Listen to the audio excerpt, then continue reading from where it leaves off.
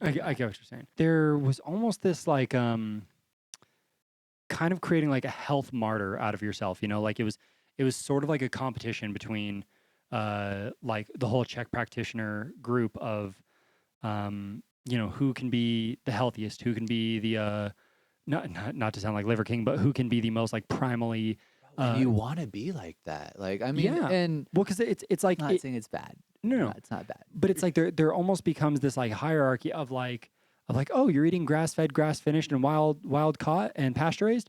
I'm doing that, and I'm doing 20 minutes of breath work. And someone's like, oh, you're doing all that? I'm doing that, but I also do qigong for 1 hour a day. And it's like, oh, you're doing that? I've done 300-day gongs of qigong and all of that. And then it's, you know, just kind of spirals and spirals and spirals. And then it's like, oh, you exercise that? I don't even touch weights. I only train with Indian clubs and maces and Swiss balls. And it's just like, you know, you almost will like I manifest my muscles. Sorry. I had to put that one out there. Sorry. no, it's like there's like this making yourself miserable just to be like the top person in the group. And ultimately this isn't a matter of like an issue with the Czech Institute. It's just the mindset of some of the people. And it's there was one day where we were in class, and I'm not gonna say any names, I'm not gonna shit on people. But I mean, as you were saying, like, oh well, I eat this, it's this, and that. I already know what you're gonna talk about. Dude, Continue. So the school, it's like, it's kind of by a, I don't know if it's a convenience or it's a I think it was like a Trader Joe's. Right. And so I went in there one day, and like I got a bunch of fruit, and I came back, and everyone's outside for lunch. I'm eating my fruit. I'm happy. I'm in the sun. I'm doing my thing. And one of the other students is like, oh, hey, like, can I have one of those pieces of cantaloupe? And I was like, yeah, sure. Like, grab it. He like takes a bite and he goes, oh, this is organic too? And I was like, no, like, they didn't have any more of that. Bro, this motherfucker spits it out in the grass right in front of me. Holy shit. I was just like, oh, okay, well, God. I'm going to go throw these away now. I'm trying to think of the exact word where you think of yourself as higher than others, like you kind of it's like a snobbish. It's like the South Park where they're sniffing their farts. Yeah.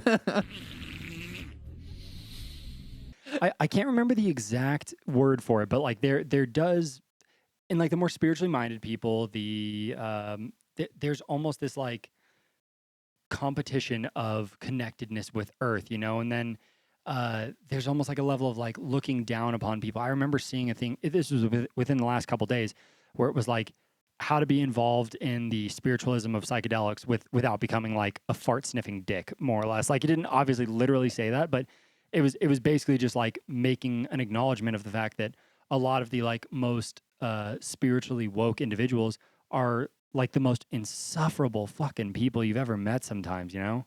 Do you follow Aubrey Marcus on Instagram? I do, yeah. Did you see what he was talking about Burning Man the other day? Oh God, what did he say? Well, he was just talking about, I mean, that same thing. Like, you know, it's kind of turned into like a hierarchy of people. Like, you know, you have the ones that, oh, well, you don't do it this way. Well, cool. Well, you take your drugs this way. Okay, well, cool. Like, and just like that whole hierarchy system. Right.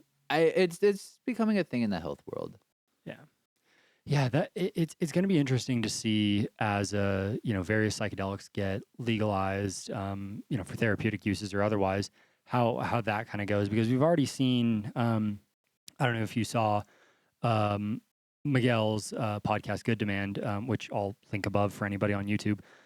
Miguel had a thing where he had someone on talking about like weed, and then, you know, they're talking about like, yeah, they're talking about like, okay, you know, at first it's like smoking weed, then it's you're vaping weed, then it's, you know, you're only doing like this way, and then it gets to where like, okay, I'm only doing volcanoes now, and then like, you know, it just becomes this evolution of like, it's like a race to purity and a race to perfection, and you know, to kind of link this back to the very beginning bit that we were talking about is. There are these people who, you know, used to enjoy smoking a joint or whatever. And like, you know, I don't smoke, so I don't fucking know how it is. But like, there's just people who went from enjoying smoking a joint to now they only smoke out of volcanoes. So now they can't enjoy smoking weed with their friends when they're just like out and about casually. And it's no different than you go through this period where you're playing hockey and, you know, oh, it's 10 o'clock. I can't do that. Or, oh, it's, you know, it's not organic, or no, I got to do my Tai Chi or whatever it may be. Like you get so wrapped up in it in this like, Sisyphusian like pursuit to be the ultimate health god, and it makes you fucking miserable. It's like that idea of like a cage around the word health. Like, shit, man, that might be the thumbnail for this video, honestly, because that's a great idea. The closer you get to 100% health, the more unhealthy you are. The more in your 80-20 you are, you're good. Yeah. You're good. Yeah. Well, it's the other thing too is like the closer to perfection you get, the less everything moves the needle, you know? Like, do you know what an asymptote is? Nope. Or maybe it's an asymptote. I can't fucking remember. But it's basically, so picture like, you know, this line that's between you and I. If we had a line that was getting closer and closer and closer, it starts to flatten out more and more and more. So it gets closer to zero, but it will never actually reach zero.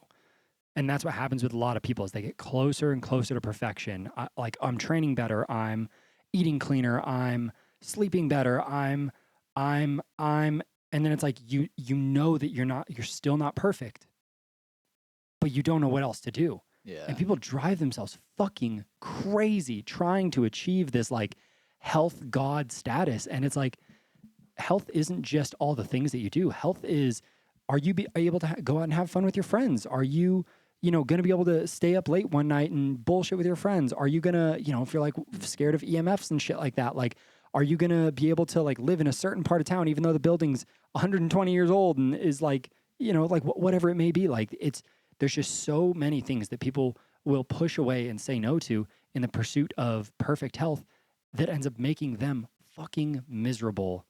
Look at the blue zones, man. One of the most important factors about blue zones, the people who live the longest in the entire world, is community. And if everything that you do gets in the way of community, you're not healthy. Hey guys, if you like that guest and you really liked this clip, that video right there has got the full context, which I think you're really going to like. I'll see you there. Later.